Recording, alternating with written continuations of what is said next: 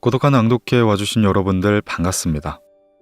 오늘 고독한 낭독회에서는요, 야서로 보는 조선의 역사라는 책 준비하였습니다. 네, 지난번 조선 야사 낭독을 여러분들 많이 관심을 가져주셔서 제가 빠르게 다음 편 낭독을 기획하게 되었는데요. 이번 낭독회는요, 야서로 보는 조선의 역사 2편에 대해 발췌 낭독을 준비해 보았습니다. 야서로 보는 조선의 역사 2편은 조선의 근현대 시대까지의 내용이 담겨져 있는데요.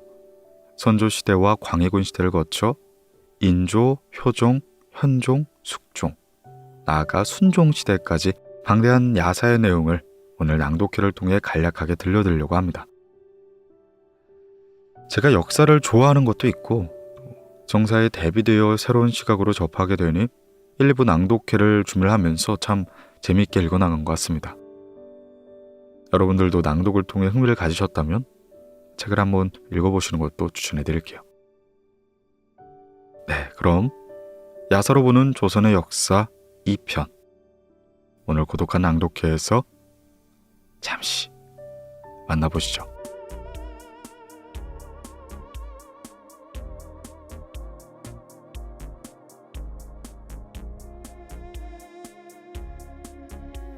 임금 제목은 따로 있다. 명종에게는 외아들 순의 세자가 있었지만 세자로 책봉되고 일찍 죽어 후사가 끊기고 말았다. 그때부터 명종은 후사를 정하기 위해 여러 왕손들을 궁궐에 불러 왕제를 골랐다. 어느 날 명종은 하원군, 하성군, 통상군 등을 불러놓고 임금의 익성관을 써보라고 했다. 내 너희들의 머리가 큰지 작은지 알아보려고 하는 것이니 어서 차례대로 써보거라. 이에 두 왕자는 커다란 익성관을 써놓고 시시덕거렸다. 나이가 제일 어린 하성군 차례가 되었다. 하성군은 두 손으로 관을 받들어 어전에 가져다 놓고 말했다. 전하, 이 관을 어찌 보통 사람들이 쓰겠나이까? 영을 거두어 주소서. 이 말에 명종은 하성군의 공량을 보고 내심 기뻐했다. 하루는 명종이 왕손들에게 글씨를 써서 올리라고 했다. 대개 짧은 시를 쓰거나 영구를 써서 올렸지만 하성군은 6자를 써서 이같이 올렸다. 충성과 효도는 본시 둘이 아니다. 이때부터 명종은 하성군을 기특하게 여기고 사랑하며 자주 불러 학문을 시험해보고 은전을 베풀었다. 또한 별도로 선생을 들여 가르치게 했는데 한육명, 정주연 등이 하성군의 사부가 되었다. 어느 날 명종이 병을 앓게 되자 조정이 근심에 쌓였다. 아직 세자를 정하지 않음에 온 나라가 불안하고 걱정스러운 것이었다. 판서 민기가 정승 이중경에게 말했다. 주상의 환우가 생각보다 오래가 옵니다. 대감은 이 나라의 어른이시니 사직에 대해 말씀하실 때가 아닌지요. 중경은 그제서야 깊이 깨닫고는 후사 문제에 관심을 두게 된다. 어느 날 중경은 중전인 인수왕후를 뵙고 세자 문제를 넌지시 거론했다. 마마, 아직 세자가 정해지지 않아 조정 신료들의 걱정이 태산같사옵니다. 인순왕후가 한숨을 쉬며 말했다. 순의 세자가 세상을 떠난 후 주상께서 하성군을 보시며 이렇게 말했습니다. 참 임금이 될 인물이 있거늘 순의 세자의 죽음은 천명이었구나. 그렇다는 즉슨 주상의 뜻이 하성군에게 계셨나이까? 인순왕후는 대답이 없었다. 이에 이중경은 장수를 불러 하성군의 집을 지키라고 명령을 내렸다. 이는 명종도 모르는 일이었다. 시간이 지나고 명종의 병에 차도가 있어 경연을 열게 됐는데 민기가 자청하여 특진관으로 입시하고 중경 또한 그 자리에 참석하게 된다. 중경이 어렵게 입을 열었다. 전하, 옥후 편찮으실 때 온 나라가 국본을 세우지 않아 근심하셨나이다. 신은 종사를 위해 계책을 세우지 않을 수 없나이다. 명종의 안색이 굳어졌다. 아니, 과인이 죽을 병이라도 들었단 말이오. 이때 민기는 소매 속에서 대학연을 꺼내어 국본을 정하다 라는 장을 보이며 이렇게 말했다. 전하, 대신이 국사를 위해 어찌 몸을 돌보겠나이까. 예나 지금이나 나라가 어지럽고 망하는 것은 항상 후사가 정해지지 않아 일어났던 일이옵니다. 명종은 국본을 정하다의 장을 보고 나서 마음이 풀려 말하였다. 그렇군. 재상이 목숨을 걸고 나라를 위하려 하였으니 중신이요. 이에 명종은 민기에게 경연에서 대학연을 강의하게 했고 표범 가죽옷을 하사하게 된다. 이때부터 경연에서는 대학연을 강의하게 된 것이다. 그러나 얼마 후 후사를 정하지 않고 명종은 다시 병석에 눕게 된다. 이중경이 병문안을 갔을 때 명종은 침상 가까이 오라고 손짓을 했다. 명종은 중경의 손을 잡고 눈물을 흘렸고 중경 또한 울면서 말하였다. 전하, 후사가 정해지지 않고 환호가 이 같으시니 큰일입니다.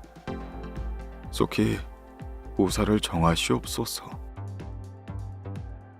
명종은 말을 하지 못하고 손으로 안쪽에 병풍을 가리켰다. 병풍 뒤엔 인순 왕비가 있었다. 중경은 명종이 중전에게 물으라는 뜻으로 병풍을 가리킨 것으로 판단한 뒤 병풍 앞으로 다가가 이렇게 말하였다. 중전 마마, 전하의 환호가 심하나옵니다. 후사로 정해진 분이 있을 터이니 말씀해 주십시오. 예, 덕훈군의 셋째 아들 하성군을 마음에 두셨소. 예, 알겠나이다. 중경은 서둘렀다. 다른 중신들과 삼사의 장을 불러 명종의 정규를 듣기로 했다. 그리고 사관에겐 덕훈군의 셋째 아들 하성군으로 대통을 잇게 하라 라는 글을 써서 누워있는 명종에게 보이도록 했다. 중경이 말하였다. 전하, 중종께 여쭌 후 중전의 말씀이 같아 전하에게 다시 여쭙나이다. 하성군이 맞사옵니까? 명종은 눈물을 머금고는 고개를 끄덕였다. 이날 새벽 명종은 승하하게 된다. 아슬아슬한 순간이었다. 만약 후사를 정해주지 않고 명종이 승하했더라면 나라엔 큰 혼란이 올 터였다. 왕실의 왕자들이 얼마란 말인가. 그들에게 야심이 없다면 그 또한 거짓일 것이었다. 대신들은 경회로 남문에 모였다. 도승지 이양원, 동부승지 박소림, 주서 황대립을 시켜 덕훈군의 집으로 간 뒤 하성군을 모셔오도록 했다. 그때 이양원은 덕훈군의 집에 가서 모셔오라는 소리만 듣고는 어느 왕자를 모셔올 줄 몰랐다. 도승지 영감, 대체 어느 왕자를 모시고 올 작정입니까? 황대수가 물었다. 이미 결정된 것이 아니오. 그럼 덕훈군의 몇째 아드님으로 결정되었소? 덕훈군에게 아드님이 몇이나 되오? 삼형제가 계신 것으로 알고 있습니다. 예, 큰일 날 뻔했구만. 대신들에게 여쭈어보시오. 그리하여 황대수는 되돌아가 대신들에게 물었다. 덕훈군의 몇째 아드님을 모셔올까요? 이런 변이 있나? 셋째 아드님 하성군이요. 그렇게 이양원 등이 대궐문을 나섰는데 타고 갈 말이 보이지 않았다. 그냥 걸어갑시다. 양원이 말하자 황대소는 펄쩍 뛰며 말하였다. 비록 창졸관에 이뤄진 일이라고 해도 체면은 잃어서는 아니 되옵니다. 말이 있어야지요. 그건 맞지만 어디 가서 말을 가져오겠소? 신하들이 속속 대궐로 입고할 것입니다. 아마 구종들이 대궐 밖에 말을 메어두고 주인을 기다릴 것이요. 그 말들을 좀 빌리는 겁니다. 그렇게 황대수가 말을 얻어왔다. 이양호는 하성군의 외삼촌 정창설을 불러 말하였다. 새 임금을 모시러 왔소. 아니, 누구를 뵙자는 것이오? 이것이 큰일에 이런 모호한 말이 어디 있단 말입니까? 이곳엔 왕손이 세 분이나 계십니다. 분명히 말하시지요. 어느 왕손이 준비하고 계시오? 이중경 대감께서 하성군께 자비를 하라 하셨소. 맞는 게요? 예, 그런가 보. 이양원이 끝까지 왕손을 밝히지 않은 것은 혹시라도 모를 뜻밖의 병고에 대비한 것이었다. 인종이 돌아가셨을 때 명종이 대통을 계승했다. 그때 여러 간신들은 어진이를 고르려고 했다는 소문을 내어 그 사람들을 내친 것이었다. 이번에는 인심이 의심하고 고분이 분명치 않아 만약 간신이 다른 왕손을 추대하여 변개라도 생긴다면 임금을 모시러 갔던 저는 죽음을 면할 수가 없었다. 후사를 다급하게 정하는 일이 이같이 위험이 따랐던 것이었다. 그렇게 하성군은 경복군 증정전에서 즉위한 뒤 바로 명종의 상복을 입었다. 하성군은 덕훈군의 셋째 아들이다. 덕훈군은 중종의 서자로 창빈 안씨의 소생이다. 하성군, 즉 선조는 증종의 손자요, 명종의 조카였던 것이었다.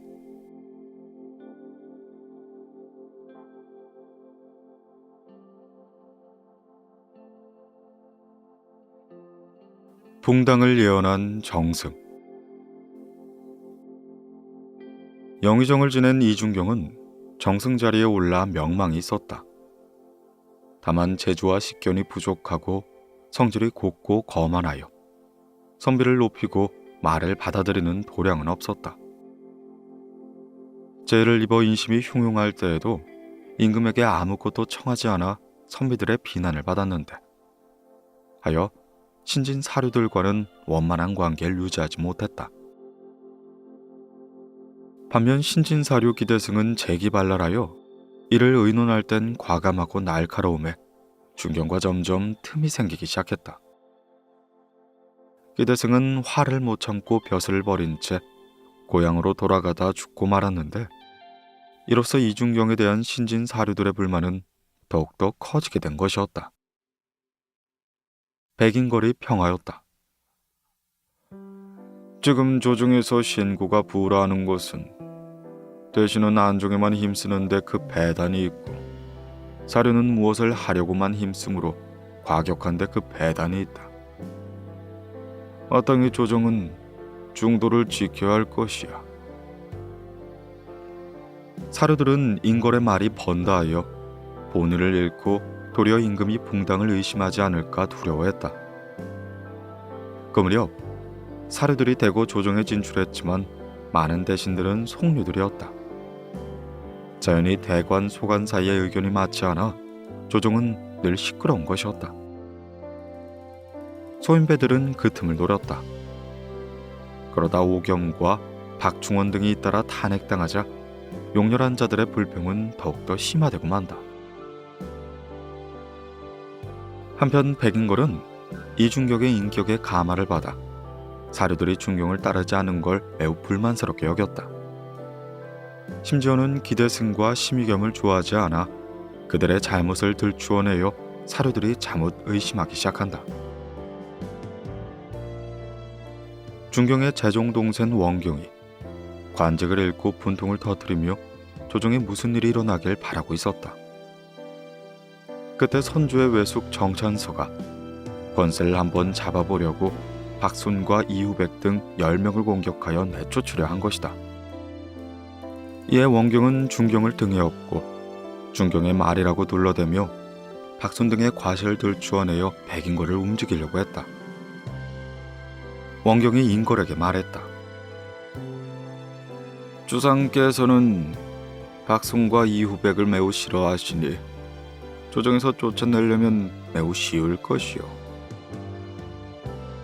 이에 인걸은 민기문에게 사실력을 물었다. 그렇게 기문이 노수신의 집을 방문하자 뜻밖에도 원경이 와 있었다. 기문이 노수신에게 말했다. 인걸이 망령된 짓을 하려고 하니 대감께서는 말리셔야 할 것입니다. 원경이 발끈했다. 아니, 그가 사생결단으로 거사하려는데 다른 사람의 말로 중재할 것 같소. 기문이 불쾌하여 자리를 떠나버리자 원경이 수신에게 말하였다. 기문의 자는 믿을 사람이 못됩니다.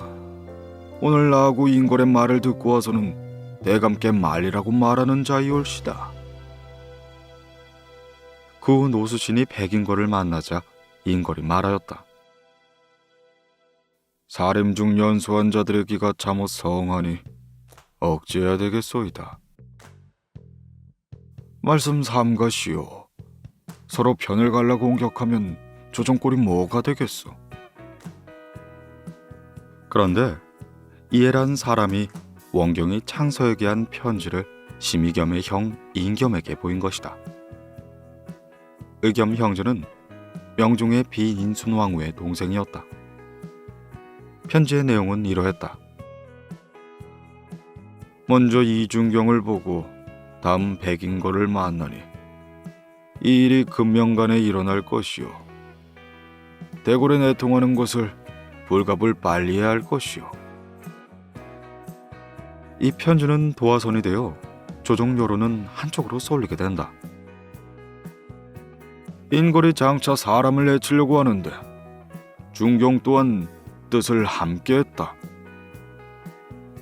이택은 이 말을 듣고 박수를 시켜 백인걸에게 그 진위를 물었다. 인걸은 깜짝 놀라 말하였다. 내 어찌 사림을 해치겠소. 다만 방숙이 좋지 않다는 것뿐이요. 사람들이 공을 기묘사화를 일으킨 남군에 비유하고 있소이다. 아니, 사림들이 나를 그렇게까지 의심한단 말이오. 그렇게 인걸은 권철과 박순을 차례대로 찾아가 변명한 뒤 벼슬을 사직하고 파주로 내려가 버렸다. 인걸이 은퇴한 후 사림들은 원경을 자주하려고 했다가 조정이 불안해질까봐 이내 그만두게 된다. 이로써 조정엔 심상치 않은 기류가 흘렀다. 시간이 지나고 준경이 천수를 다한 뒤 병이 들어 자리에 누웠다.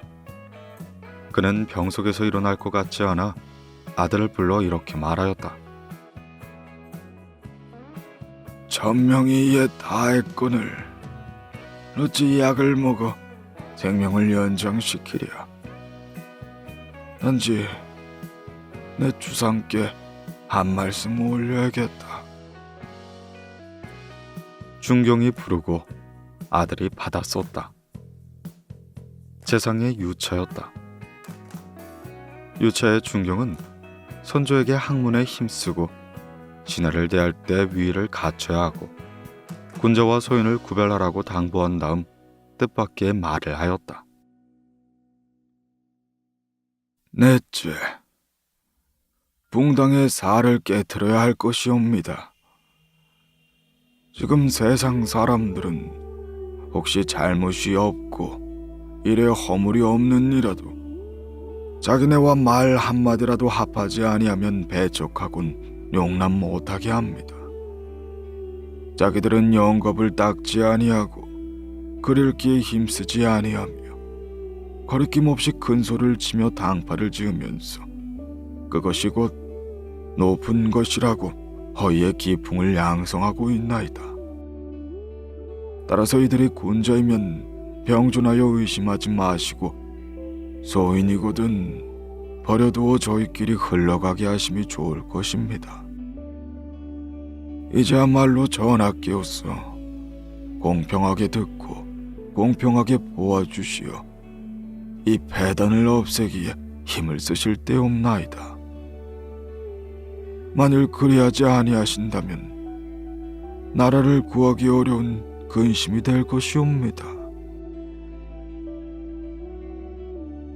이중경은 이유철을 남기고 세상을 떠났다. 심희겸이 인순대비의 동생으로 권세를 깔고 앉아 조정을 마음대로 주무르려고 사람을 농락했다. 장자 붕당이 조성될 징조가 보여 이중경은 전부터 걱정했던 것이었다. 그렇게 이중경의 유처는 조정의 풍파를 일으켰다. 중경이 근거도 없이 붕당이란 말을 지어내어 임금의 마음을 현혹시켰구나. 그렇게 아침 경연 자리에서 율곡 이이가 중경을 소인배로 몰아붙였다. 전하, 중경이 머리를 감추고 형상을 숨기고 귀역처럼 짓걸었나이다. 그의 말은 시기와 질투의 앞잡이요 음해하는 표본입니다. 옛사람이 죽을 때는 그 말이 선했사오나 오늘날은 죽을 때도 그 말이 악하나이다. 이로써 삼사에서는 죄를 주어야 한다고 들고 일어났다. 사태가 걷잡을 수 없이 커지자 죽은 이중경을 매도하는 곳으로 흘러갔다. 유성룡이 나섰다. 대신이 죽을 때 말씀을 올리는 것이 부당함이 있으면 변명할 것이거늘 죄를 주자고 정하는 것은 조정에서 대신을 대접하는 체면이 아닙니다. 하오니 너무 심한 짓은 하지 마오. 좌의정 홍섬도 중경을 두둔하고 나섰다. 전하, 중경이 붕당이라고 말한 것은 잘못된 것이오나 신과 함께 조정에서 가장 오래 있었나이다. 평소에 늘 군자라고 자처한 뒤 성격이 강직하고 식견이 높았사오니 이제 와서 그를 학식이 없다고 말할 수는 없으며 나라를 근심하는 한 마음이 죽을 때까지 변함이 없사온데 어찌 사람에게 화를 끼칠 마음이 있어 그런 말을 했겠사옵니까? 세상 사람들은 중경의 공덕을 한 부에 비교하고 있나이다. 동촉하여 주시옵소서. 한과 부는 송나라의 한기, 부필 두 어진 대신을 말한다. 이들은 새 임금을 들여세운 공이 많았고 후세의 어진 대신을 말할 때 한기, 부필을 표본으로 삼았다. 정녕, 붕당에 조짐이 있는 게요. 선주가 물었다. 천부당 만부당한 말씀이옵니다. 조정의 대신들은 입을 모아 말했다. 내 중경의 일을 불문에 붙이겠노라. 판소 오상이 사신으로 북경에 가는 도중 이 소식을 듣고 시를 지었다. 공적은 나라에 있고 혜택은 백성에게 있는데 능히 시종을 온전히 한 분은 이분뿐일세. 100년도 못 가서 공론이 정하여질 것을 오늘의 옳다 그르다 하는 것이 어찌 땅속 사람에게 상관이랴. 이중경이 죽은 지 100년은커녕 3년 만에 동서로 갈리는 붕당이 생기게 된다. 이때 이인은 이중경을 비판한 것을 여러 사람들에게 솔직히 사과했다. 그는 대신에 성견 지명을 알아보지 못한 오를 범하게 된 것이다.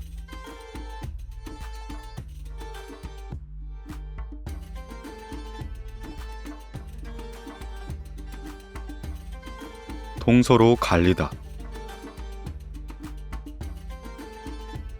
붕당의 조짐이 노고라가 되었다. 선조가 심의겸을 대선으로 임명하자 정원 정의석이 경연에서 말하였다. 전하, 특명을 외척에게 쓰는 것은 부당하나이다. 선조는 화를 내며 말했다. 아니, 오로지 그 사람이 어질고 어질지 못함에 있을 뿐 외가 친척이 무슨 관계인가? 집이 신흥씨가 선조를 두둔했다. 전하, 이석의 말은 공론이오나 지나치게 꺾여서는 아니되옵니다. 이런 일이 있은 후 대사관 허엽이 심의겸과 친한 박순을 논박했다. 전하, 우의정 박순이 옥사를 처리할 때 재신을 잃었사옵니다. 하오니 그 허물을 주고하시옵소서.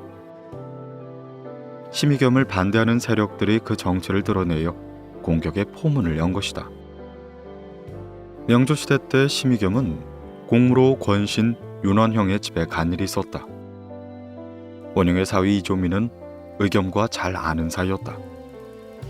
하여 의겸을 서재로 데리고 들어갔는데 의겸이 서재에 친구가 많은 것을 보고 이렇게 물어왔다. 이것이 다 누구 것이오? 이 가운데 김효원의 것도 있어이다. 이에 의겸은 마음속으로 언짢게 여기고는 다른 선비들에게 김효원을 헐뜯었다.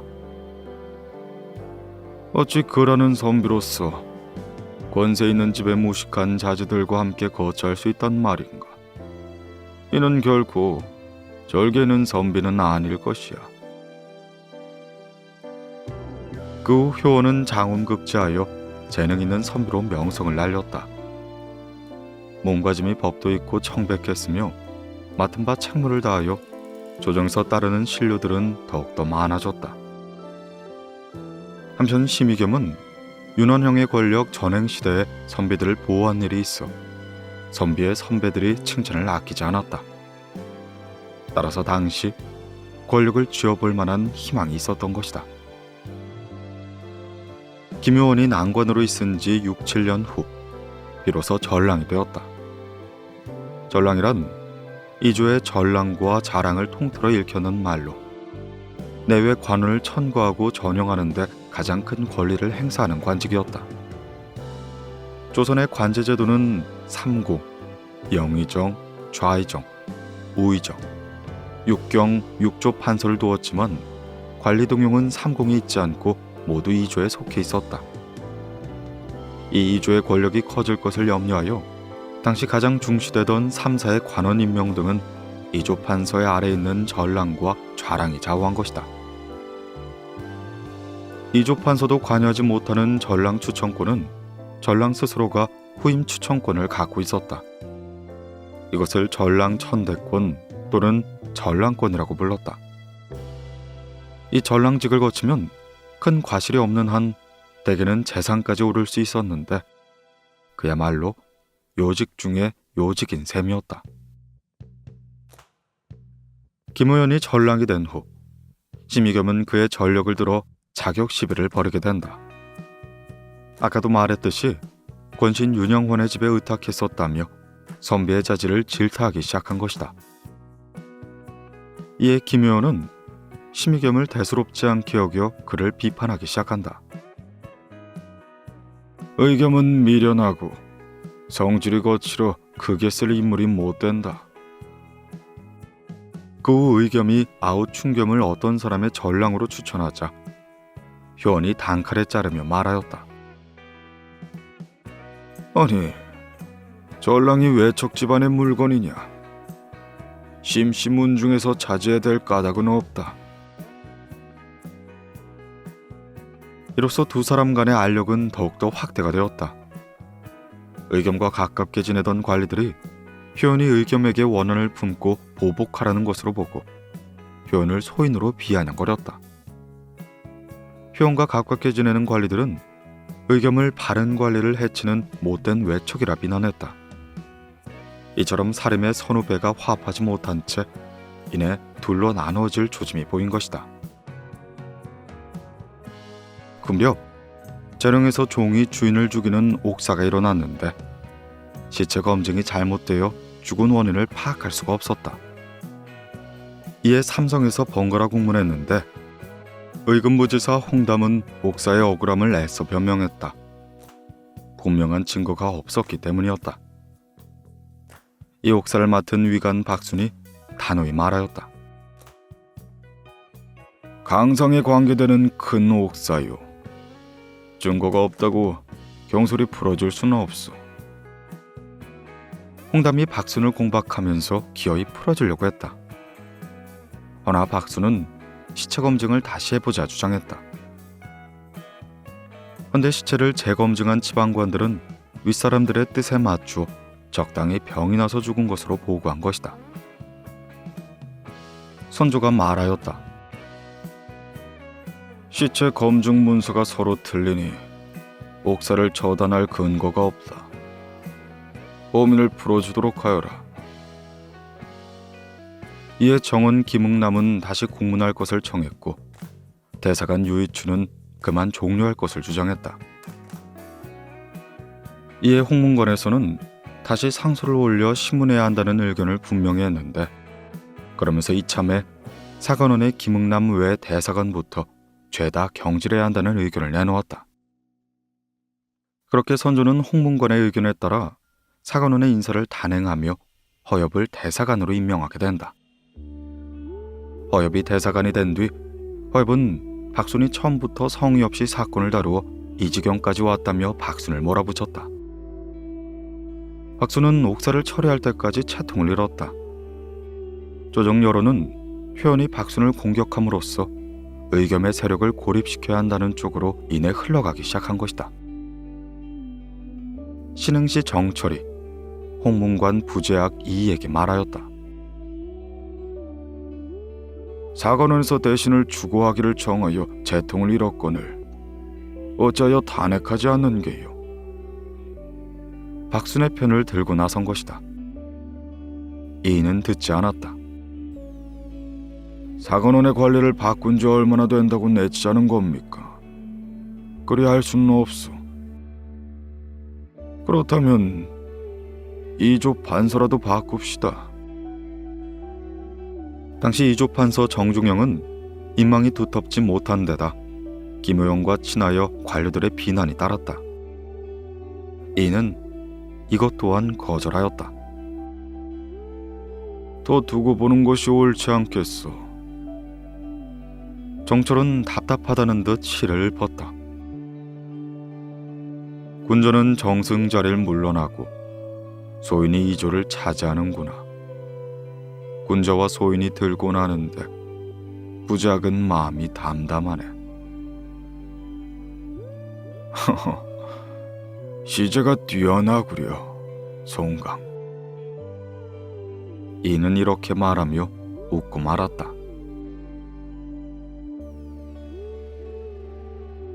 전랑 추천으로 불편한 관계가 된 심의겸과 김효연은 사사건건 부딪히게 된다. 그들을 따르는 관리들도 두 편으로 갈라져 서로를 적대감으로 대하였다. 이때부터 동인과 서인이란 말이 나온 것이다. 김효연의 집은 동쪽 건천동에 있었고 심의겸의 집은 서쪽 정릉동에 있어서 그들을 따르는 관리들이 이리 붙인 것이었다. 동인 가운데는 나이가 젊고 총명하며 학행이 출중하고 명예와 절개를 다듬는 선비들이 많았다. 서인들 중에는 어진 사대부도 있었지만 이익을 탐나는 무리들 또한 섞여 있었다. 선조는 그때까지 조정이 동과 서로 나눠진 지 까맣게 모르고 있었다. 그렇게 동서의 대립은 날로 심화되어만 갔다.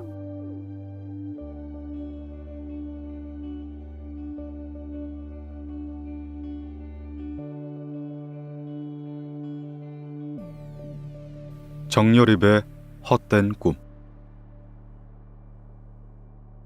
황해감사 한준의 비밀장계 한 통이 고요한 궁궐의 밤을 소란케 했다. 한밤에 선조는 삼정승, 육승지, 의금부 당상관들을 급히 소집하기 일렀다. 선조가 모인 신료들에게 황해감사의 비밀장계를 내보였다.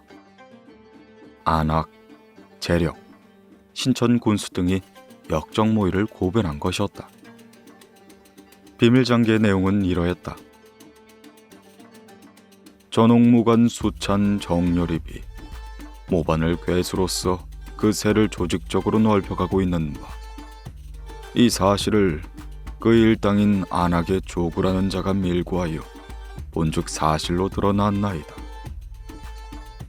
큰일이었다. 조정에서는 급히 대책을 세워 의금부 도사를 정여립이 살고 있는 전주와 그 일당이 훈련받고 있다는 황해도로 보냈다. 선조가 이진기를 부르지 않는 것은 그가 정여립의 생질이었기 때문이었다. 정여립의 아버지 희증은 대대로 전주 남문 밖에 살고 있었다. 여립을 잉태했을 때 고려의종 때 무신의 난을 일으켜 정권을 잡은 정중부를 꿈에서 보았고, 여립이 태어날 때도 같은 꿈을 꾸었다. 친구들이 득남을 축하하였으나 희증은 기뻐하지 않은 것이다. 여립이 8살이 될 무렵이었다. 아이들과 놀면서 까치 새끼를 잡아 주둥이부터 발끝까지 뼈를 부러뜨리고 살을 찢는 것이 아닌가. 희증이 그것을 보고 물었다. 아니, 누가 이런 짓을 했다더냐? 한 여종이 대답했다. 예, 도련님이 그랬습니다. 희증은 여립을 심하게 나무랐다. 그날 밤 고자질한 여종의 부모는 방아를 찌우러 나갔고, 여종이 혼자 집을 지키게 됐을 때 여립은 칼로 여종의 배를 갈라 죽이고 만다. 부모가 돌아와 끔찍한 광경을 보고 발을 굴리며 통곡을 터뜨렸다. 사람들이 웅성웅성거리자 여립이 나타나 이렇게 말하였다. 뭘 그리 소란이신가? 내가 죽였으니 괴이쩍게 여기지 마시오. 모인 사람들은 여립의 그 같은 태도에 치를 떨었다. 틀림없이 악질 장군이 될 게야. 그 후 희중은 현감이 되어 부임하게 되는데 여립이 따라가 그 고을을 제 마음대로 다스렸다. 아전이 하나같이 여립의 말을 따르니 희증은 혀를 잘 뿐이었다. 여립은 금고에 장가를 들어 그곳에 살았는데 과거에 급제한 후 이의 문화에 출입하여 명망이 꽤나 높았다. 그러나 이가 죽고 동인이 조정을 장악하게 되자 동인의 편에 서서 동인을 증오하던 이를 비난하고 동인들의 힘으로 수천을 지내게 된다. 허나인의 선조의 눈에 거슬려 그는 벼슬을 그만두고 고향으로 돌아오게 된다. 그렇게 많은 선비들이 접촉하는 동안 그의 명성은 높아져만 갔고, 이에 정여립은 야심을 품게 된다. 천하는 공물이니 어찌 일정한 주인이 있으리요. 요순우가 임금의 자리를 서로 전한 것은 성인이 아닌가. 그는 항상 이 같은 말을 했다. 여립은 잡술에 능하여 장차 나라에 변이 일어날 걸 알고 기회를 타 난을 일으키려 마음을 먹었다. 전주, 금구, 태인 등 이웃고을의 여러 무사들과 공사촌의 노비 등 계급의 상하를 통하여 계를 조직하고 이를 대동계라 칭하였다. 그리하여 매월 보름이 되면 개원들은 모두 여립의 집에 모여 활쏘기 등을 연습한 것이다. 여립은 지암두와 중이연, 도잠, 설청 등과 함께 황해도 구월산 등 여러 산을 두루 다녔다.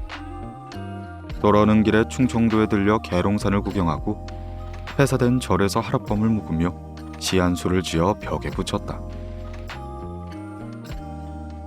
남쪽 나라 두루 다녔더니 계룡산에서 눈이 처음 밝도다.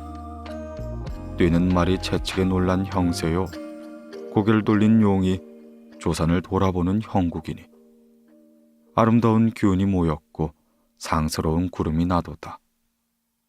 무기양년에 좋은 운수가 열릴 것이니 태평세월을 이룩하기 무엇이 어려우랴. 참으로 야욕을 불태우는 시였다. 그는 전부터 전해오는 묵자는 망하고 전읍은 흥한다. 즉, 이 씨는 망하고 정씨는 흥한다는 글을 목판에 새기고는 중이연을 시켜 지리산 석굴 속에 감춰두게 했다. 그리고 뒷날 지리산을 구경을 갔다 우연히 목판을 발견한 것처럼 꾸민 것이다. 동행한 병승복과 박열령 등이 현혹되어 정여립을 시기의 운기에 맞춰 태어난 사람이라며 굳게 믿게 된다.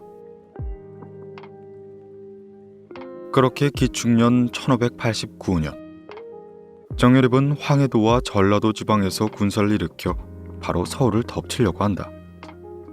황해도 구월산의 중들도 호응하는 자가 많았고 황해도는 안악 사람 병순복과 박을령이 맡았다. 허나 구월산 중 의암이 이 사실을 알고 재령군수 박중관에게 밀고하고 만다. 중관은 사실의 진을 의심한 채 나서지 못했는데 그때 안학교생 조구가 정여립의 제자라며 도당에 모아 술을 마시고 하는 행동이 매우 수상쩍었던 것이었다. 안학군수 이축이 조구를 잡아 족쳤는데 이에 조구는 사실대로 털어놓기 시작했고 그리하여 황해감사를 통해 급한 장계가 올라갔던 것이었다. 정여립은 동인편에 섰다. 역정모의 사건이 터지자 동인의 영수 이산의 정원신, 정승과 이발 백유한 등 중진들은 여립의 편을 들었다. 전하, 여립이 그런 일을 꾸밀 리가 없사옵나이다. 아마 율곡의 제자들이 꾸민 무고일 것이옵니다. 이발 등의 주장에 우의정 정원신이 어전에서 웃으며 받았다. 그렇사옵니다. 여립이 어찌 역적이 될 수 있겠나이까? 그 여립이란 자는 대체 어떤 사람이오? 선주가 물었다.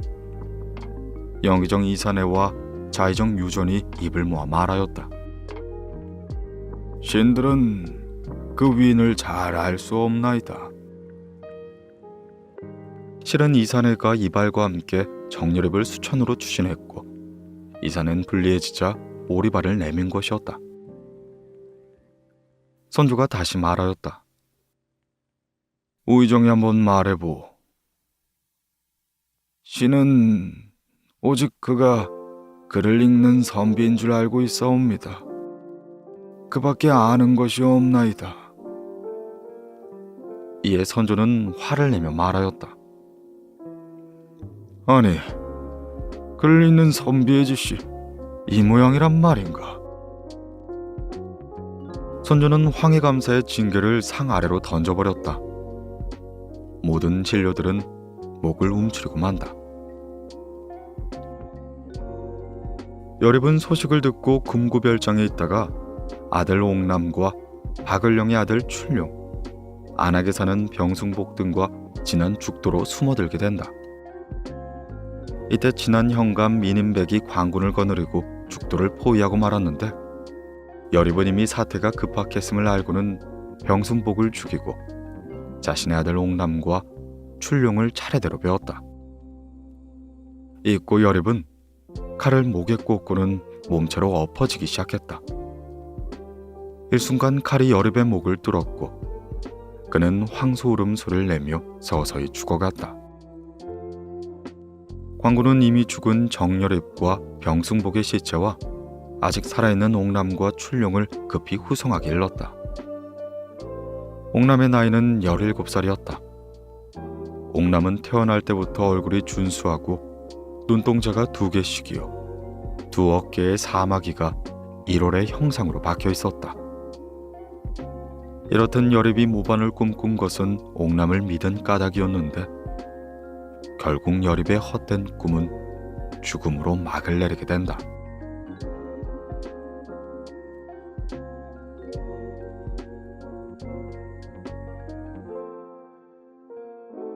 임진왜란의 전조. 남사고는 호가 격암으로 명종 때의 예언자였다.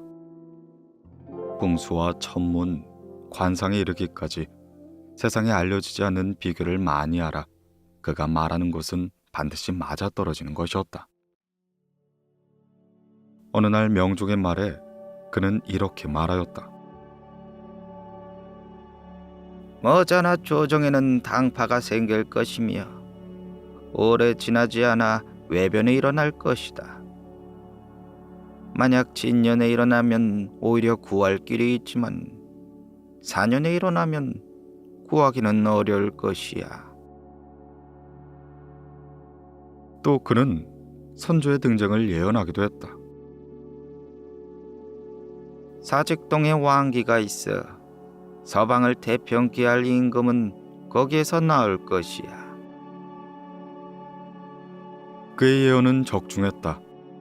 조정에서 당파가 생기고 외라는 임진, 즉 진년에 일어났으며 선조는 사직동 잠조에서 대궐에 들어와 대통을 이은 것이다.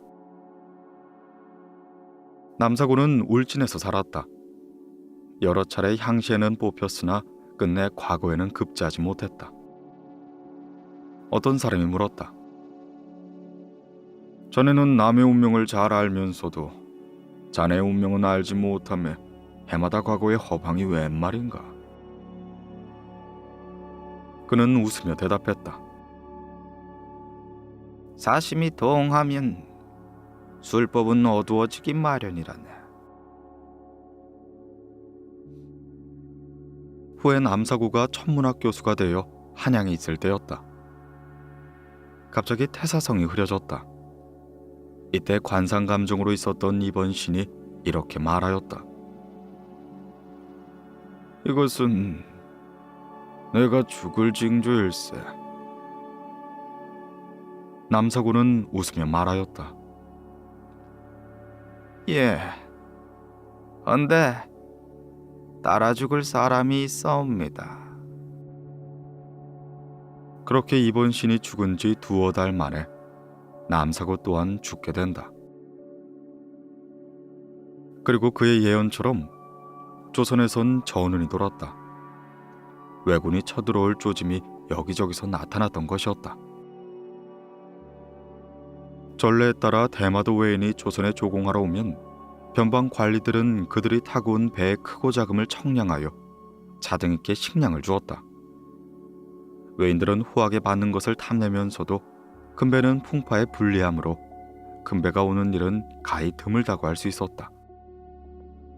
그런데 무진년 대마도주가 배를 청량하지 말도록 조선에 청하였고 조선 조정은 이를 찬성하게 된다. 이로써 외인들은 모두 작은 배를 타고 와서 큰 배의 식량을 받아가게 되는데 경상도에선 이를 충당할 수 없게 된 것이었다.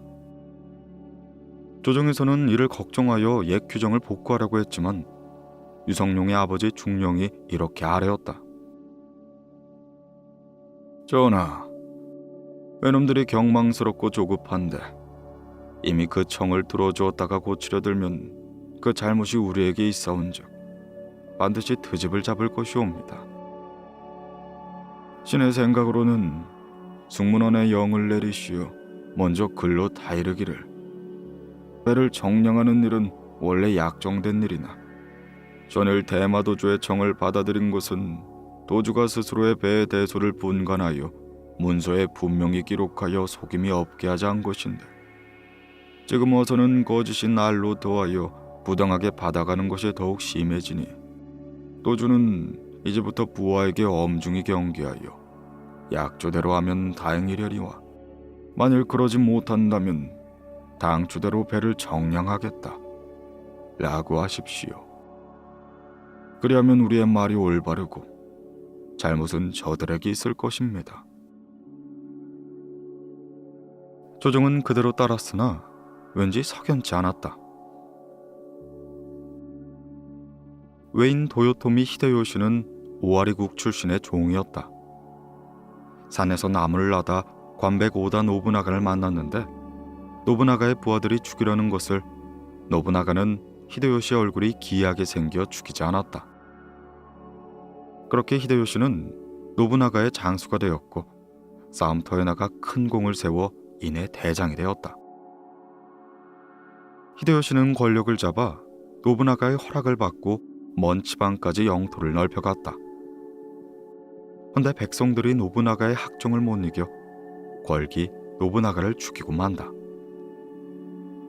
그렇게 히데요시는 승전하고 돌아와 이내 노부나가의 오다시를 섬멸한 뒤 스스로 관백의 자리에 오르게 된다. 그는 원정을 가는 곳마다 승리하며 일본 66주를 통합, 일본 역사상 가장 융성한 시대를 열게 된다. 당시에 히데요시는 전쟁을 하지 않으면 내란이 일어날까봐 중국을 넘보게 되었는데 그 전에 관백들도 여러 차례 중국을 침략했으나 뜻은 이루지 못하였다. 그리하여 그는 먼저 조선을 친 뒤에 육로로 진격하여 요동과 영경을 침략하려는 원대한 계획을 세우기 시작한다. 물론 조선에선 그러한 사태를 까맣게 모르고 있었다. 어느 날 히데요시는 조선에게 국서를 보냈다. 그 내용은 오만하게 짝이 없었다. 전하가 짐의 소나기에 들어와 있다. 실로 천인공로할 자만이었다. 한편 사신으로 온 다치바나 야스히로는 나이가 50여세로 얼굴이 환하고 행동이 거만스러웠다. 그가 경상도 안동을 지나며 창을 잡은 우리 군주를 보고 이렇게 말하였다. 너의 창자루는 참으로 짧구나. 또한 상주를 통과할 때 목사 손흥령이 영접하는 자리에 통역을 시켜 목사를 조롱하기도 했다. 나는 십수년 전쟁터를 누비며 머리가 희었는데 목사는 기생 속에 파묻혀 할 일이 없는데도 오히려 털이 나보다 흰 것은 어인 일인가? 그는 서울에 와서도 행동이 방자했다. 예주에서 베푼 연회에서 그는 여권에게 말하였다. 너희 나라는 망하겠구나. 기강이 무너졌어. 도요토미 히데요시는 전쟁을 일으킬 명분을 노리며 조선의 트집거리를 찾고 있었는데 그는 곧 이런 핑곗거리를 마련했다. 장차 중국으로 들어가려고 하오니 조선에선 길을 좀 빌려주시오. 물론 조선에선 당연히 거절을 했다. 이에 외는 대마도주 평의지와 평조신 그리고 중겐소를 사신으로 보내어 서로 사절을 교환하고 국교를 맺자 청해온 것이다. 겐소는 모사꾼이었고 평조신은 용감한 장수였다. 이들은 사신을 핑계로 조선을 염탐하러 온 것이다. 이에 선조는 이상한 기민을 느끼고 이덕형을 영접사로 삼아 부산포로 내려보내게 된다. 조정에서는 히데요시가 사신을 자주 보내는 걸 놓고 의견이 분분했는데 그가 섬 사람들이 잘 복종하지 않으므로 조선과 수호하여 위신을 세우려는 것일 뿐 별다른 뜻은 없을 것이란 의견으로 인해 모아지게 된다. 따라서 조선이 사신을 보내 그들의 허와 시를 탐지해 온다면 큰 도움이 될 것이므로 사신을 보내자는 의견이 모아지게 된다. 하여 황용기를 정사로, 김성인을 부사로, 허성을 서장관으로 삼고는 일본 사절을 딸려 보내게 됐는데 조선 사절들은 일본에서 푸대접을 받게 된 것이다. 일본에 온 지 5개월 만에 겨우 국서가 전해졌다. 그 사이 도요토미는 단 한 번 사절과 만났다. 허나 그는 사절을 위해 연애를 베풀지도 않으며 아나무인 그 자체가 아닌가. 그로부터 얼마 뒤 조선 사절이 받은 국서의 내용은 황당하기 이를 데가 없었다.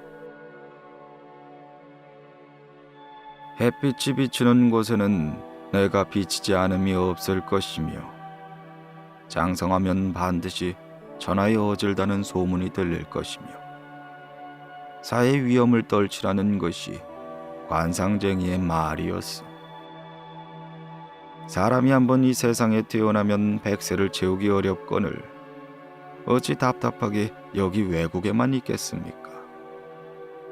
대명제국에 한번 들어가 우리나라 풍속으로 중국의 400여 주를 바꾸어 보고 전하의 도성에서 정치와 문화를 억만년이나 베풀려고 하는 것이 내 마음 가운데 있으니 기국이 앞장서서 명나라에 들어가게 해준다면 장래에 희망이 있고 목화 걱정이 없을 것입니다.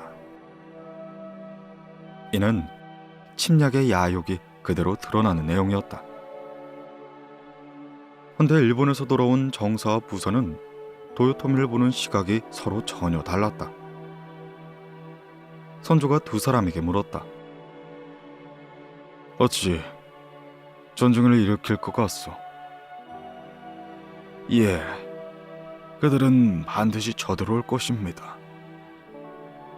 정사 황용길의 말에 부사 김성일은 아니라고 부정했다. 전하, 일본은 군사를 일으킬 기색이 보이지 않습니다. 걱정을 놓으소서. 황용길은 기가 차고 말문이 막혔다. 이에 더해 김성일은 인신공격까지 했다. 전하, 정사께서 과장되게 하려 인심을 동요시킨 것은 큰 잘못이라 사료되나이다. 이에 선조는 정사에게 물었다. 도요토미의 모습은 어떠했소? 예, 그의 눈에 광채가 있었나이다. 별시 담력과 지략이 있어 보였나이다. 아니옵니다. 그의 눈이 쥐와 같았습니다. 전혀 두려울 것이 없습니다. 서장관이 말해보라. 전하, 도요토미는 언젠가는 전쟁을 일으킬 야심가였습니다. 아니, 어찌하여 세 사람의 의견이 각기 다르단 말인가? 유성룡이 끼어들었다. 전하, 설령 히데요시가 침범한다 하더라도 그 모양과 행동을 들어볼 땐 두려울 것이 없을 것 같사옵니다. 더구나 그 국서는 협박하는 것에 불과할 것이오니 아직 근거가 없는 것을 명나라에 알렸다간 변방에 소요만 일으킬 것이므로 미안한 일이옵니다. 또한 복건성과 일본과는 멀지가 않아 만약 우리가 중국에 알린 것이 일본 사람의 귀에 들어간다면 혹시 모를 의욕을 살지 모르오니 결코 명나라에 알릴 필요가 없습니다. 유성룡은 성일의 지론을 주장했다. 김성일과 성룡과는 같은 동인이었고 황용길은 서인에 속했다. 어전에서 나온 성룡과 성일은 따로 만나 이야기를 나누었다. 이복의 성일, 자네 말이 윤길의 말과는 다른데 일본 놈이 쳐들어온다면 어찌하겠는가? 내가 외놈들이 오지 않으리란 확신이 있어 한 말은 아닐세. 단지 윤길의 말이 너무 지나치다 싶어 민심이 흉흉해질 것을 염려하여 그리 말한 것뿐이라네. 도요토미 히데요시의 국서 내용을 명나라에 알리느냐 마느냐 하는 의논이 나왔을 때 국익보다 먼저 당파 의견을 앞세운 기싸움으로 흘러갔다.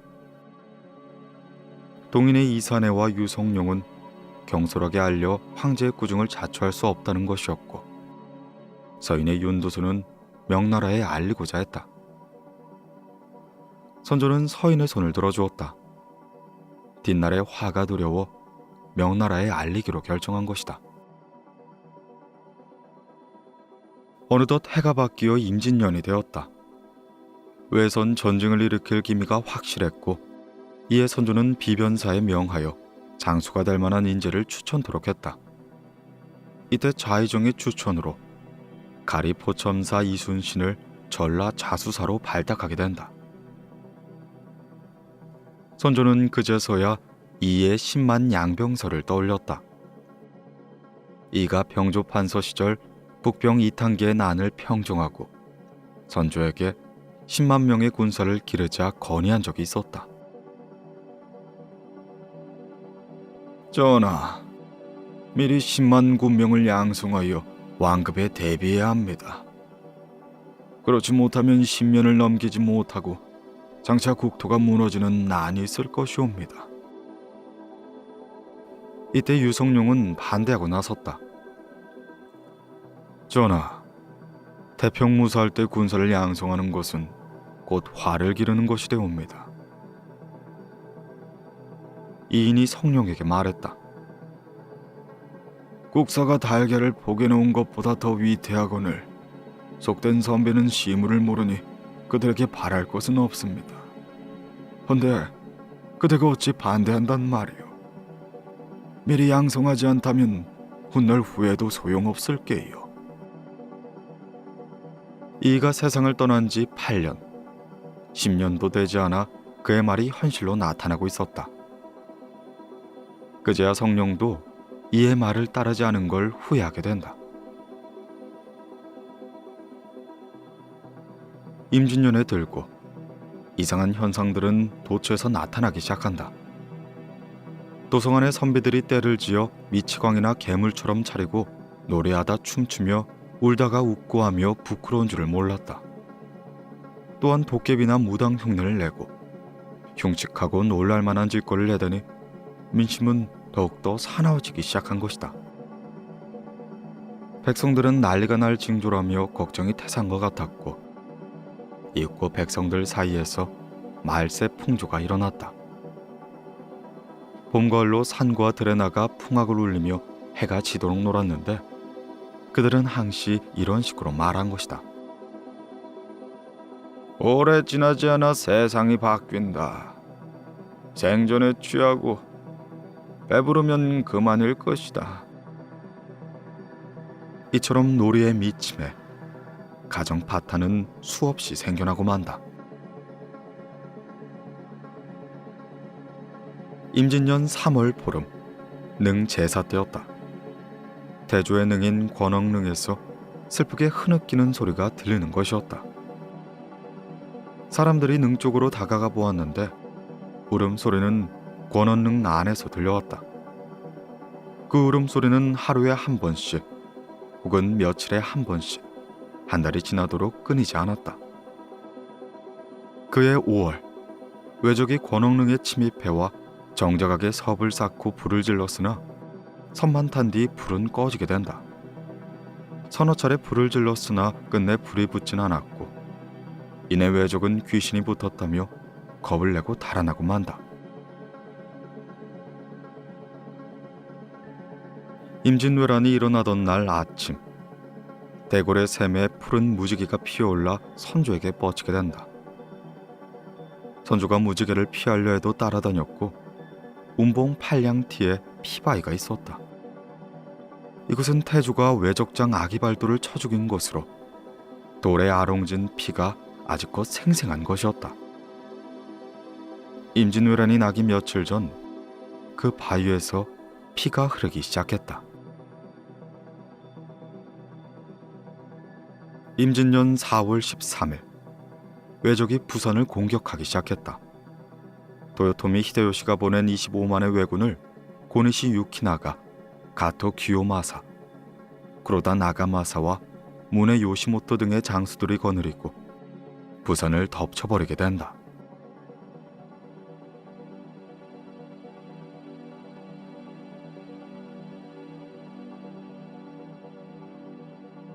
난리는 나고 임금은 도망치고 부산 첨사 정발은 전령도에서 사냥을 하다가 배가 새까맣게 몰려드는 것을 보고 처음엔 조공선쯤으로 여겼다. 허나 대마도 쪽에 배가 많은 것을 보고 서둘러 성에 돌아왔으나 뒤따라온 외적에게 성은 함락되며 정발은 전사하게 된다. 자수사 박홍은 외적이 몰려왔다는 소식을 듣고 군기와 식량을 불사지른 뒤에 성을 버리고 동네로 달아났다가 성에 들어가지 않고 어디론가 종적을 감춰버렸다. 그렇게 외적은 서평 다대포에 진을 치게 되었고 다대포 첨사 윤홍신이 힘껏 싸우다 이내 전사하고 만다. 좌병사 이각은 외적의 소식을 듣고 동래로 들어갔다가 부산이 함락되자 겁을 먹고 달아나 소산역에 진을 치게 되었다. 동래부사 송상현은 적이 쳐들어온다는 첩보를 접하고 이윽고을 군사를 모아 성을 지키게 됐는데, 적이 치병장에 진을 치고는 목판에 글을 써서 보이는 게 아닌가. 싸우려면 싸우고 싸우지 않으려면 우리에게 길을 열어달라. 이에 상현은 목판에 글을 써서 대답했다. 죽기는 쉽고 길을 열기는 어렵다. 그렇게 외적이 동래성을 포위하고 공격을 퍼붓기 시작했다. 15일 새벽, 적이 성의 뒷산으로 홍수처럼 쏟아져 내리기 시작했다. 그들은 허수아비를 만들어 붉은 옷에 푸른 수건을 씌우고 등에는 붉은 길을 짊어지게 한 뒤 긴 칼을 옆구리에 채워서는 긴 장대에 메워 성 안으로 디밀었다. 성 안의 백성들은 놀라 울부짖기 시작했다. 적들은 그 틈을 노려 성 안으로 진입한 것이다. 조방장 홍용관, 양사군수 조영규, 대장 송봉수, 교수 노계방 등은 차례대로 죽어나갔다. 이윽고 상윤은 적을 물리칠 수 없음을 느끼고 전투복 위에 조복을 걸쳐 입기 시작했다. 그리고 남루무 걸상에 앉아 적이 가까이 오자 크게 말하기 시작했다. 이웃나라의 도리가 이렇더냐? 우리는 너희에게 홀대한 적이 없거늘 너희들은 어찌하여 이러느냐? 적은 화가 나서 달려들었다. 상현이 적병 2~3명의 목을 쳤지만 적병은 한꺼번에 달려들어 상현의 목을 난도질하기 시작했다. 일전에 상현은 외적의 침입을 예측하고 미리 준비해 두었었다. 군사를 훈련시키고 성밖 사면에 구덩이를 파고 울타리를 만들어 잡목을 많이 심어두었다.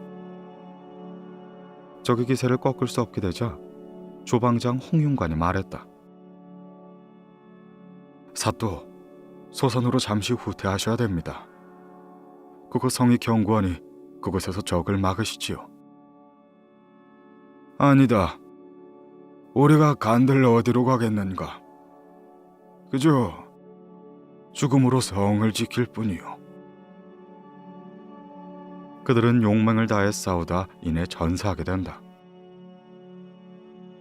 동래성이 함락될 때 일찍이 조신을 따라 조선을 왕래하며 상현과 사귄 평조에게 함께 있었다.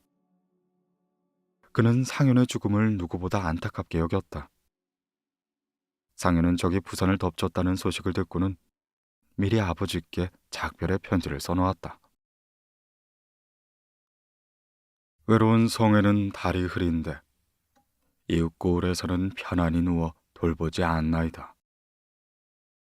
임금과 신하의 인은 중하고 부자 간의 은인은 경하나이다. 외장 문해요시토모와 중겐수가 상현의 죽음 소식을 듣고 이내 슬퍼하고 애석해했다.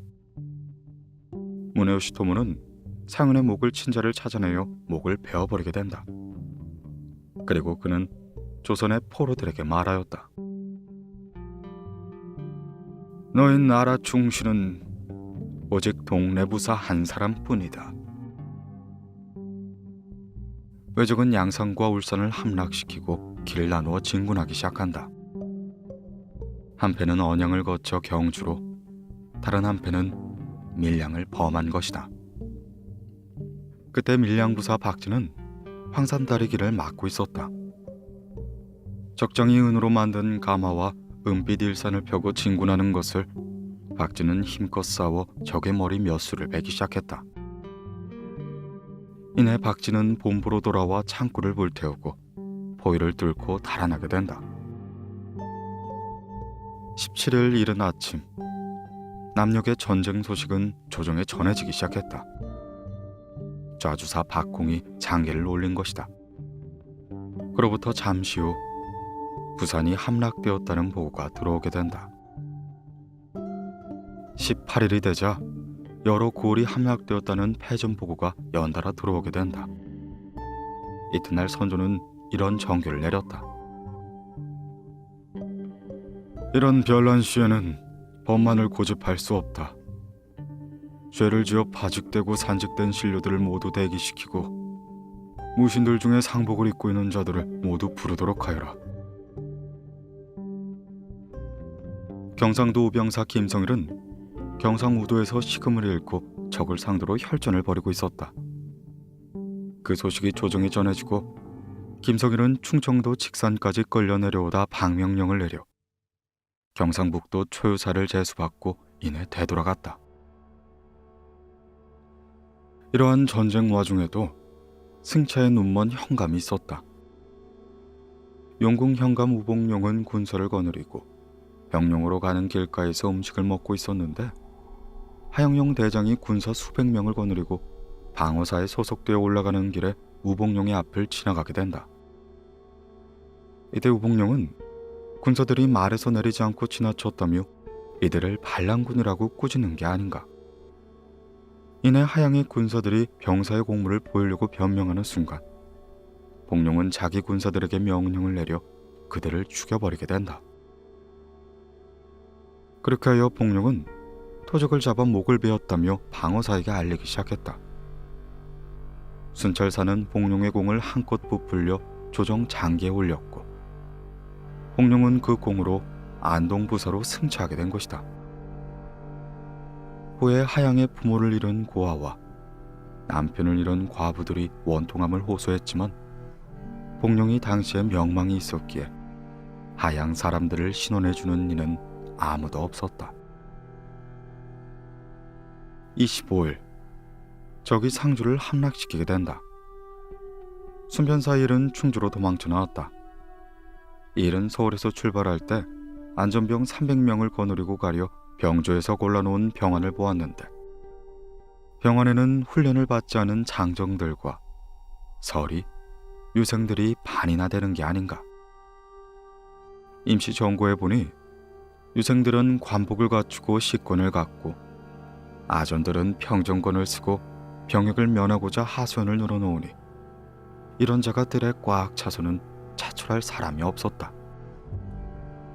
결국 일은 3일이나 기다리다 혼자 적진으로 떠나게 된다.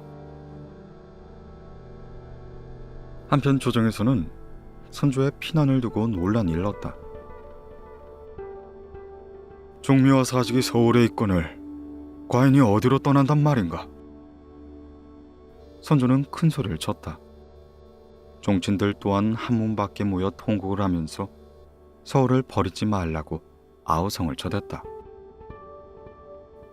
적은 의심 없이 세제를 넘기 시작했다. 세제를 넘기 전에 적장은 척후병을 보냈는데 척후병들이 세제를 넘는데 여기저기서 꿩이 날기 시작했다. 그 모습을 본 적장은 이렇게 말했다.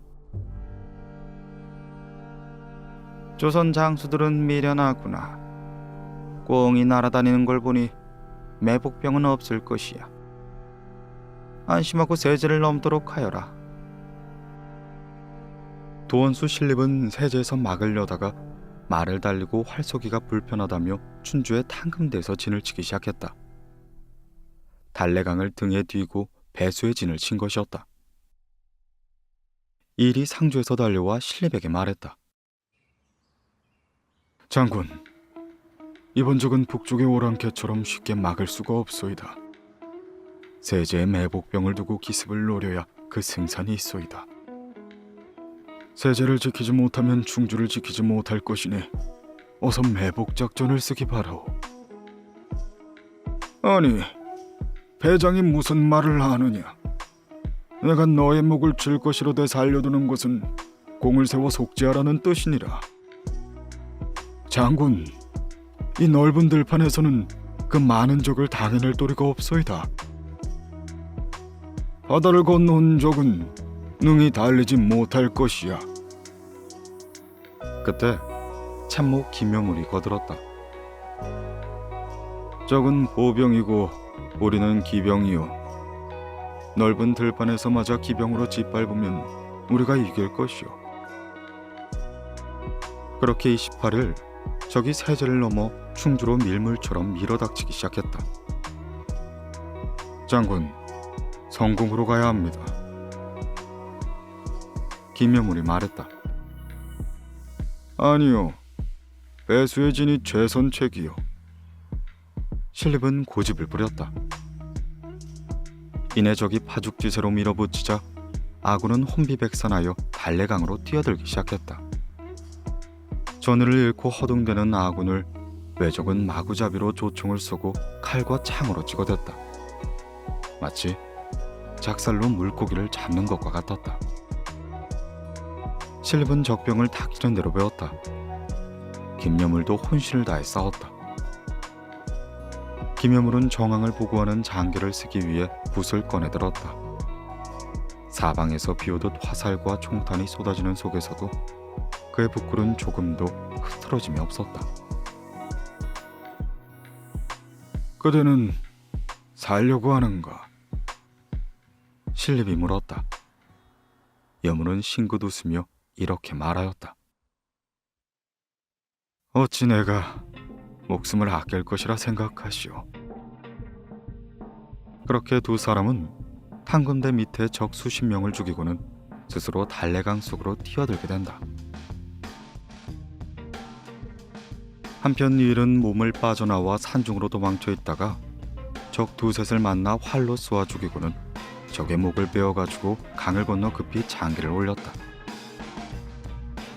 이일의 장기로 충주가 무너지고 신립이 전사했다는 소식을 듣고 조정은 극도의 혼란 속으로 빠져들게 된다. 조정에서는 신립 도원수에게 희망을 걸고 있었지만 이제는 희망 없는 싸움이 된 것이다. 이러한 소문은 금세 퍼짐에 위에선 조관으로부터 아래론 궁교에 이르기까지 도망치느라 밤에도 성문은 닫히지 않았다. 이일의 장기는 다시 한번 도착했다. 적이 곧 한양에 입성할 것이라는 장기였다. 조정에서는 손을 놓고 가만히 있을 수 없음에 선조는 병조판서 김응남에게 표신을 주어 군사권을 일임하기 시작한다. 금음날 밤, 임금의 행처가 궁을 빠져나가려고 하는데 군인이 없었다. 이렇게 교군들 5명으로 삼경을 지나 사경에 비로소 궁문을 나설 수가 있었다. 우무 백관들은 새떼 흩어지듯 도망치고 따르는 자가 겨우 100여 명이었다. 이튿날 선조는 이양복을 불렀다. 이양복이 아래였다. 전하, 아래옵기 황공하오나 우리나라는 원래 약하여 적을 당해낼 도리가 없나이다. 오직 서쪽으로 가서는 명에게 하소연하는 수밖에 없습니다. 과인의 뜻도 그렇소. 오면 어디로 가면 되겠소? 선조가 이양복에게 물었다. 의지로 가시오. 만약 조선 팔도가 함락될 지경에 이르면 명나라에 가서 호소할 길밖에 없습니다. 이때 윤두수가 반대했다. 아니되옵나이다. 만약 전하의 여가가 나라 밖으로 옮겨진다면 조선은 우리나라가 아니나이다. 그럼 이 상황을 어쩌자는 것이오? 이양복이 대들었다. 지금 관동과 복도의 병력이 그대로 있고 호남의 중해 이병들이 곧 벌떼처럼 일어날 것이오. 근데 어찌 감히 나라 밖으로 나가잔 말을 하는가? 항복은 고개를 떨어뜨렸다. 그 사이에 한강은 불바다가 되었다. 성남 백성들이 먼저 장혜원과 형주에 불을 지른 것이다. 그 두 곳엔 노비문서가 있었다. 백성들은 내탕고를 열어 값진 물건과 비단을 마구잡이로 약탈해가고 경복궁과 창덕궁, 창경궁을 불질러 버렸다. 외란도 문제였지만 백성들의 분노가 더 큰 문제였던 것이다.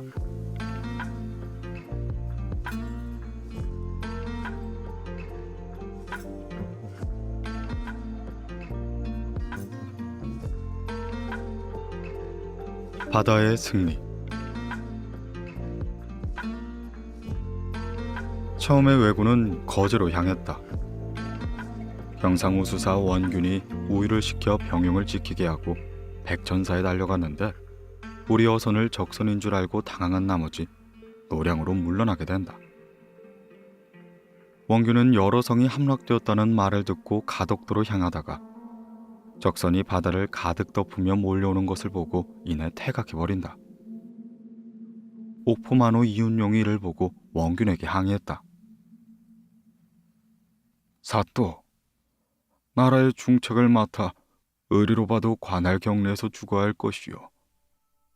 여기는 호남 호서의 중요한 기지로서 여기를 적에게 넘겨주면 호남 호서가 위태롭소. 지금 우리 군사들이 비록 흩어졌으나 다시 모을 수가 있고 호남 수군에게 지연병을 청할 수도 있으니 이곳을 사수해야 하오. 그렇게 원균은 이윤용과 함께 노량에 머물게 된다. 전라자수사 이순신은 우수사 이혁기와 함께 수군을 거느리고 전라자수형 앞바다에 있었다. 이윤용이 이순신에게 지원병을 요청했는데 이순신은 즉시 배를 타고 노량으로 달려오게 된다. 장군, 왜적이 벌써 사천 남해 바다를 꽉 차고 여러 진이 무너지게 됐소. 장군께서 왜적의 선봉을 꺾어주지 않으면 화가 호남에 미칠 것이오. 이순신은 선뜻 대답할 수 없었다. 이때 광양 현감 어영담이 큰 소리로 말하였다. 아니 그렇다면 영남은 우리 땅이 아니란 말이오. 영남의 여러 진이 함락되고 단지 배 두어 척만이 우리 경계에 머물고 있어. 영남 수군이 배하는 모습을 구경만 해야 옳단 말이오. 이번에도 이순신은 아무 말이 없었다. 이튿날 이순신은 어영담을 불러 말하였다. 현감의 말이 옳소. 허나 물길을 잘 아는 장수가 없으니 이것이 걱정입니다. 그 일이라면 소관이 맡겠소. 내 사또를 위해 선봉에 쓸 것이오.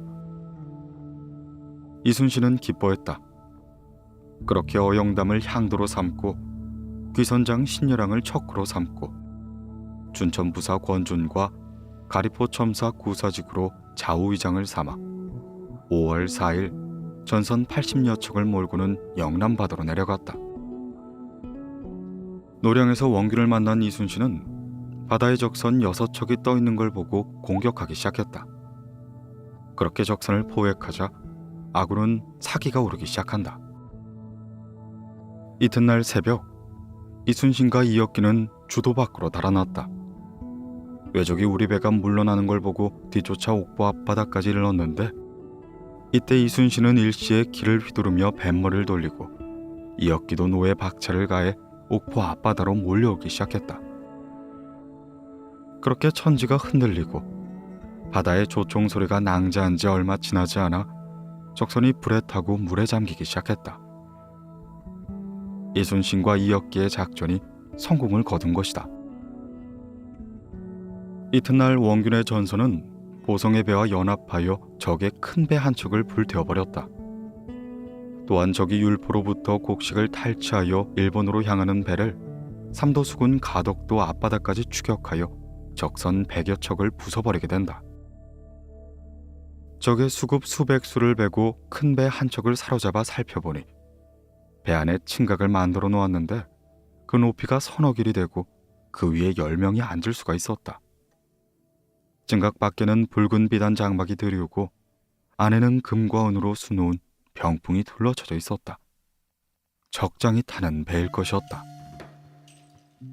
배 안에는 둥근 부채 하나가 있었는데 부채에는 히데요시라는 서명이 있었고 서명 오른쪽에 우시 축천수, 왼편엔 타정류 류순이라고 쓰여 있었는데 이는 히데요시가 신표로 준 물건으로 죽은 적장은 축천수였던 것이었다.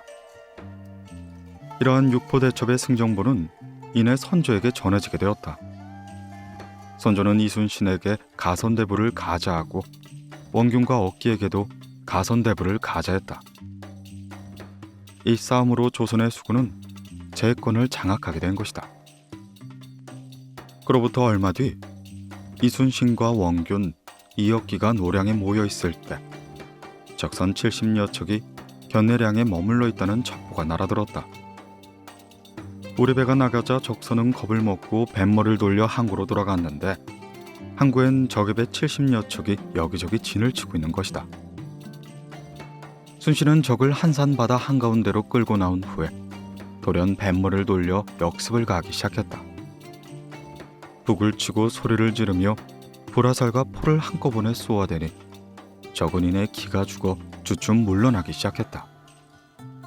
여러 장수와 군사들은 적선 63척을 순식간에 부숴버리니 남은 적 400명은 배를 버리고 육지로 달아난 것이다.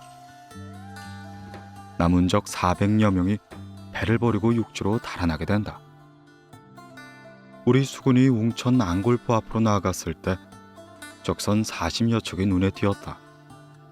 그 가운데 3척은 층각이 있는 장군선이었다.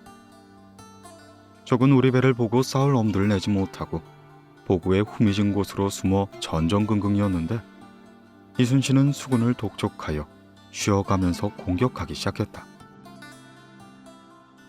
날이 저물고 안개가 덮쳐오자 적은 그 틈을 노려 닻을 끊고 달아나고 만다. 이 싸움의 승리로 이순신은 정원대부가 되었고 이제 바다는 이순신으로 안심될 수 있었다.